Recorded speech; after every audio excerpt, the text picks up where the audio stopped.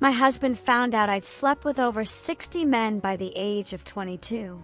Since then, he's pulled away from me like I'm a stranger.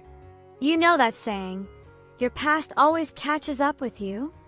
It's not just a warning from older folks to scare you straight, it's real. 10 years of marriage down the drain because of things I did before I even met my husband. He doesn't even hug me anymore, and that void between us hurts more than any words could. I'm Daniela, 32, and my life just imploded because Adrian discovered I'd slept with over 60 men. We met right after college when I was 22. He was a sweet, slightly shy guy working in the office across from mine. We'd cross paths grabbing coffee, and eventually, he worked up the nerve to ask me out. What made him different was how untouched he was by the world, literally a virgin when we met. Meanwhile, I'd had a lot of experiences, 50 to 60 men, if I'm honest, which I apparently should have told him from the start. Back then, it felt unnecessary. What good would it do for him to know I'd been with multiple guys at once? Or with men twice my age in public places? Or that time with my ex's uncle? God, I was a mess back then. But that wasn't me anymore when I met Adrian. The moment I saw him, something clicked, and for the first time, I wanted something real. When we got serious, he asked about my past relationships, and I was vague. 3 or 4 boyfriends. Nothing special. Not exactly a lie, right? The boyfriends weren't special, and I just didn't mention the casual hookups.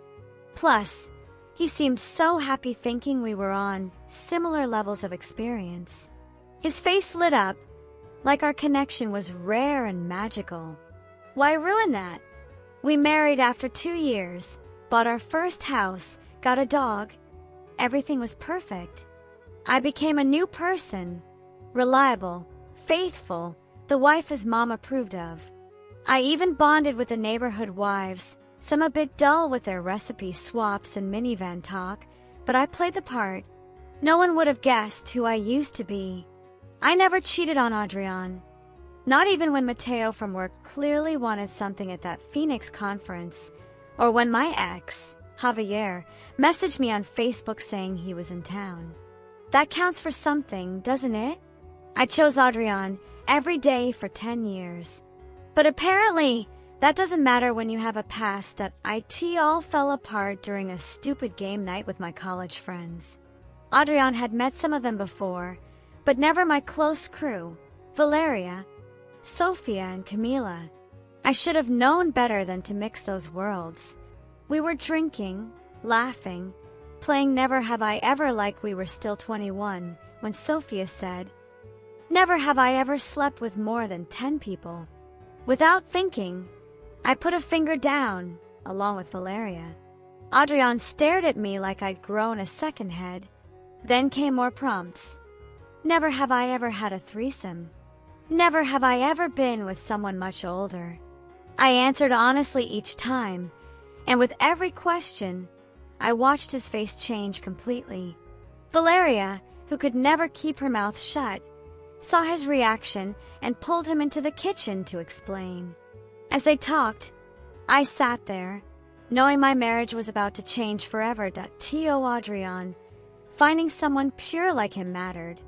Not necessarily a virgin, but someone who saw intimacy as he did. Special, meaningful, not just something you do with strangers against a club bathroom wall. If only Valeria had shut up for once. When they came back, Adrian wouldn't even look at me. We left immediately. The car ride was so quiet I could hear my heartbeat in my ears. Part of me wanted to scream that it wasn't fair. Why should what happened before him matter? Another part knew I'd messed up by hiding it for so long. Mostly, I was terrified of losing the life we'd built, the only truly good thing I'd ever had. When we got home, all he said was, "Did you ever think about telling me?" I started crying, explaining I was scared of losing him, that I was a different person now, that the past shouldn't matter. He just stood there, looking at me like I was a stranger, then grabbed a blanket and slept on the couch that I keep replaying that night in my head. How fast everything unraveled makes my stomach churn. Through the kitchen door, I could see Valeria talking animatedly while Adrian stared at the floor, shoulders slumping with every word. What was she telling him? About the professor I slept with for a better grade? The time I hooked up with a married father of 3? The one-night stands where I didn't even remember their names by morning? The next few weeks were a nightmare. Adrian cycled through silence, bursts of questions I didn't want to answer, then more silence. Was I just a project to you? The nice guy you settled for after having your fun? I tried explaining he was different, special, but the more I talked about my past, the more distant he became. Did you ever love me? He asked one night, voice breaking. Or was I just convenient? That hurt. Of course I loved him, I still do.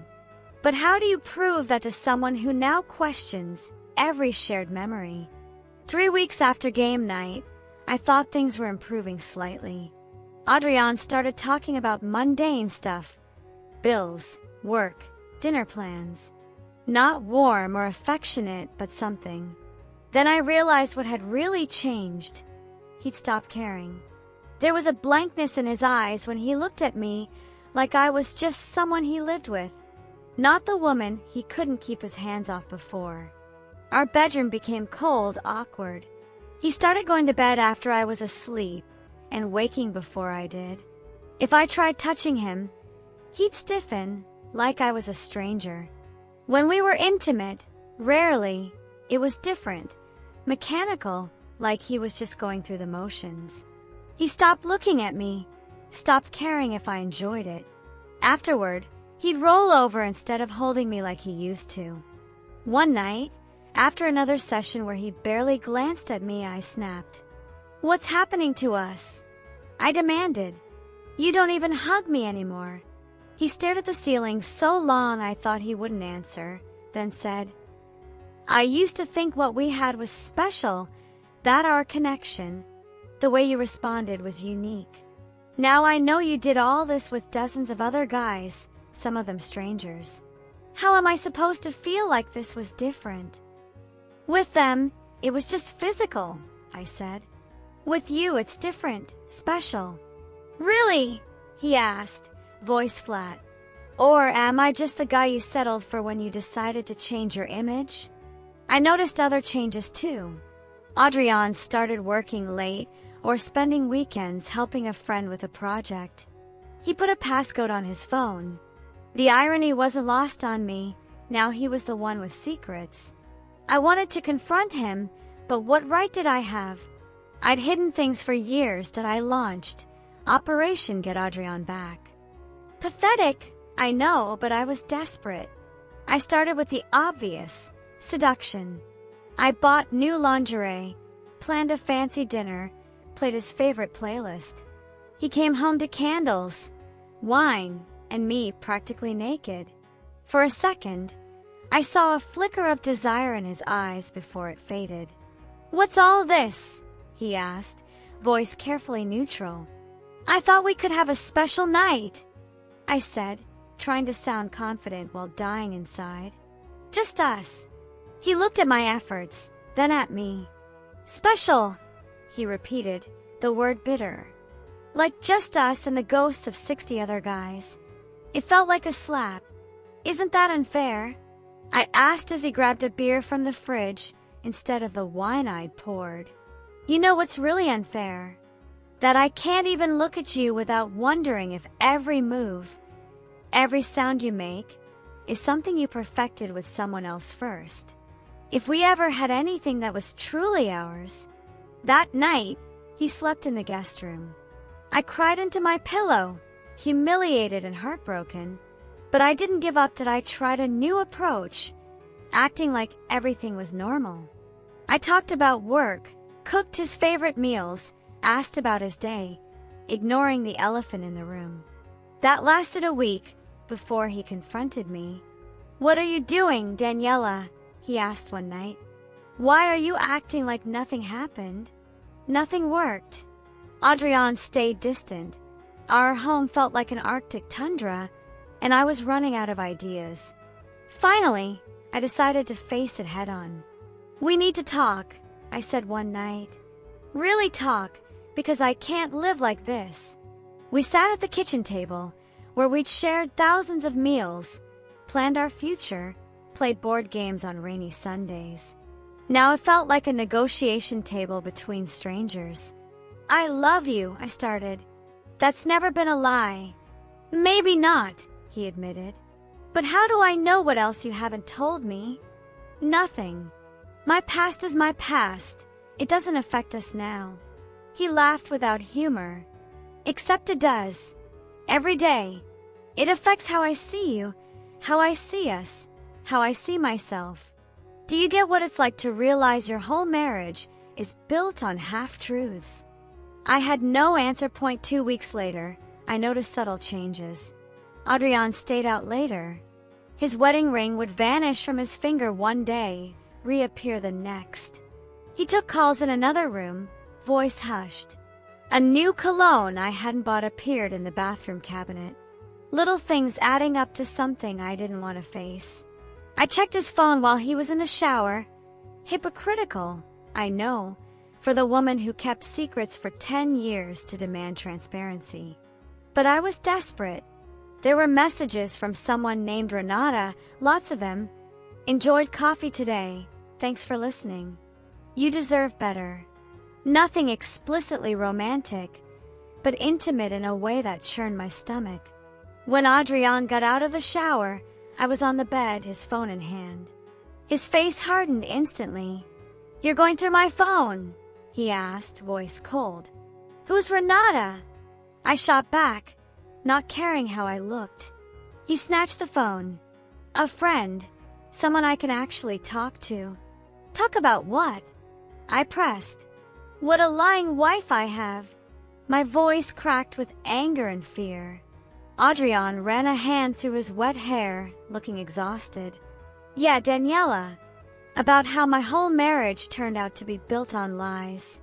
About how I don't even know who I'm married to anymore. Is getting close to another woman your solution?" His laugh was bitter. "That's rich, coming from you. Now you care about boundaries? Now you care about loyalty? I never cheated on you," I shouted, standing. "Never. No matter what I did before, I've been faithful every day of our marriage." "Technically, maybe," he said quietly. "But you cheated me out of making an informed choice about who I married.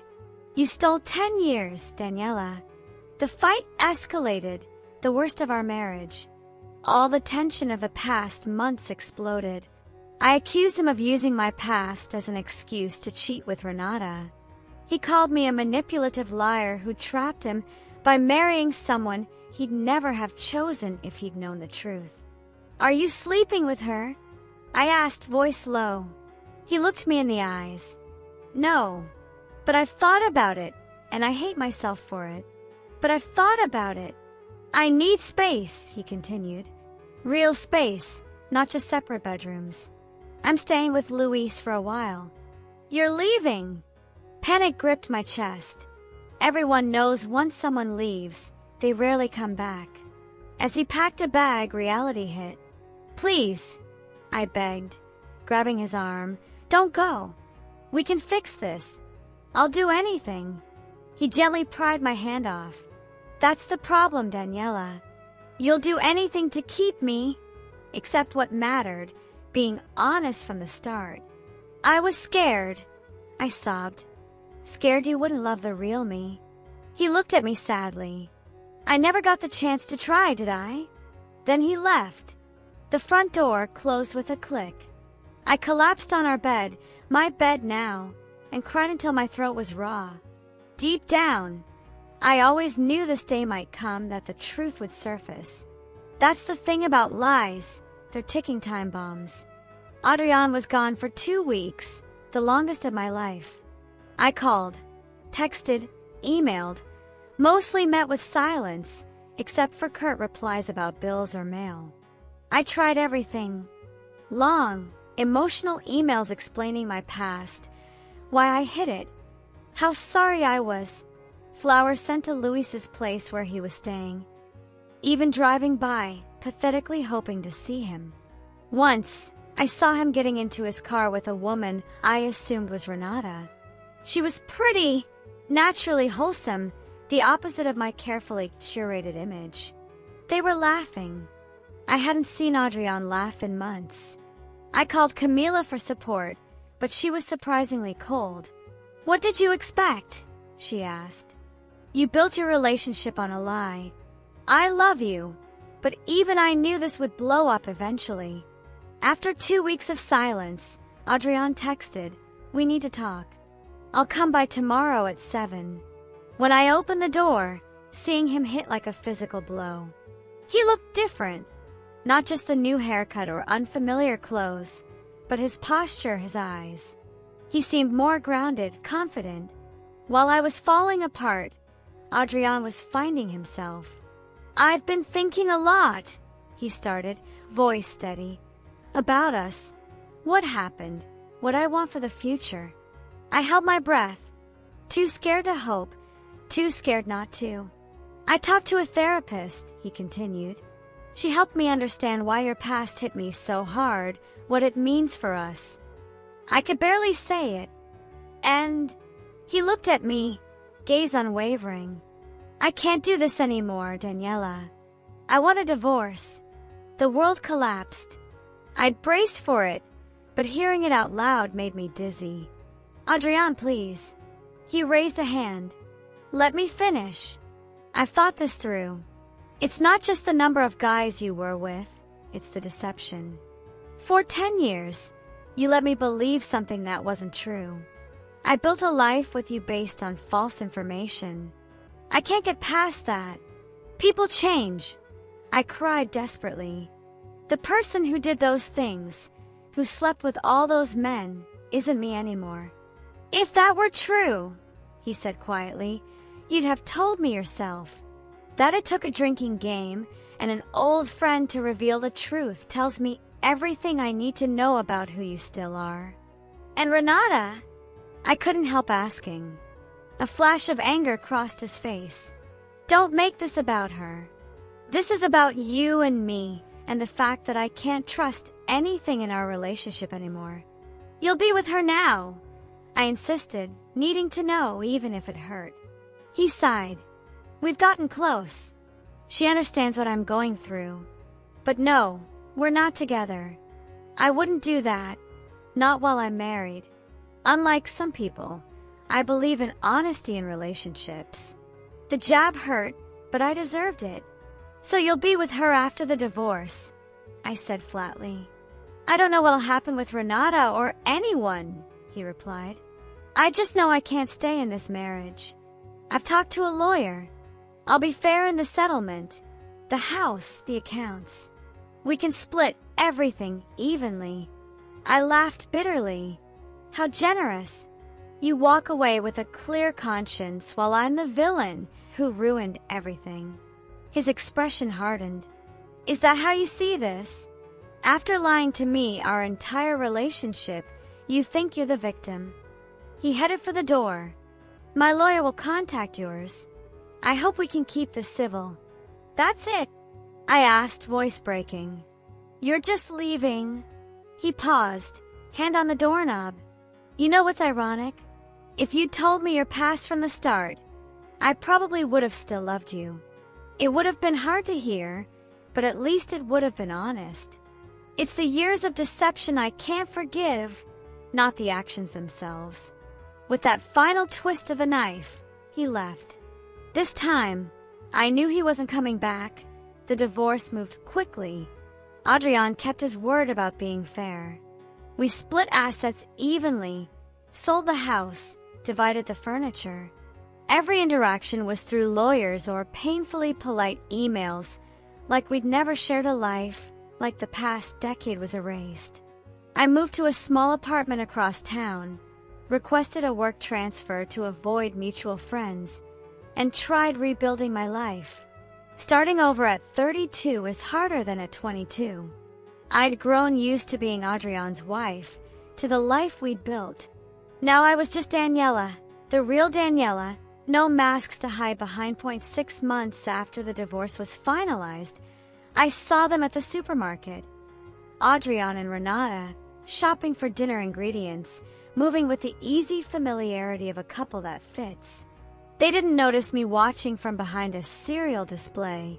He looked happy, genuinely happy, not the forced kind from our final months.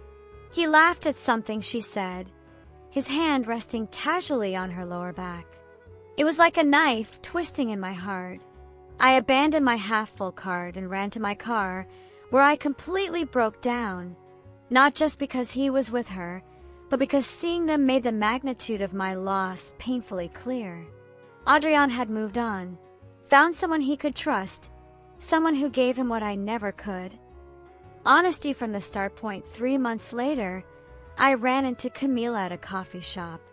I'd been avoiding our old friend group, but this was unavoidable. After awkward small talk, she mentioned Adrian and Renata were engaged. "They're perfect together," she said. "So authentic, no games, no secrets." It's refreshing. Each word was a dagger, but the final blow came when she casually added, stirring her latte, "Oh, and she's pregnant. They're expecting in January." I sank. I started going out too much, drinking too much, sleeping with men whose names I barely learned, slipping back into old patterns.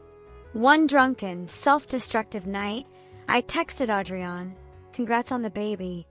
Guess you found someone worthy of a family." His reply came the next morning, "Daniela, please get help. I don't want this for you. We both deserve peace."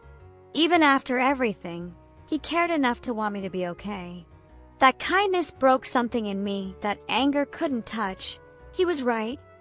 I was punishing myself for losing him by becoming the person I'd tried so hard to leave behind. That message was my rock bottom. Days later, I called a therapist and began the painful process of facing who I really was. Not the wild college girl, not Adrian's perfect wife, but something messier. Someone who'd made mistakes, hurt others, lied to protect herself. Someone who needed to learn honesty, not just with others, but with herself. It's been a year since then. I'd love to say I'm fully healed, that I've found peace with my choices and their consequences, but that'd be another lie. I'm trying not to lie anymore. The truth is, I still wake up reaching for Adrian sometimes. I still drive by our old house, though strangers live there now. I still ache for what could have been if I'd had the courage to be honest from the start. Adrian and Renata had their baby, a healthy boy. I saw the Instagram post. They look radiantly happy, a perfect little family built on trust and honesty. The life I could have had if I'd been a different person that I'm dating again, cautiously, taking things slow, being upfront about my past, the good, the bad, the ugly. It's terrifying but liberating. Some men walk away when they hear my story, and that stings, but it's better to lose them on my terms, with the truth out, than to build another relationship on lies that'll eventually implode. I see now it was never about the number of men I'd slept with, but the decade of deception, the foundation of lies our marriage was built on. Adrian might have accepted my past if I'd given him the chance. What he couldn't accept was learning the woman he'd loved for 10 years never fully existed. Oh, here I am, starting over, trying to build an authentic life. No masks, no convenient omissions, no running from my past. Just me, flawed, complicated, still learning, facing the consequences of choices made long ago. It's not the life I planned or the future I imagined, but it's real. And after a lifetime of pretending, maybe that's what I needed all along.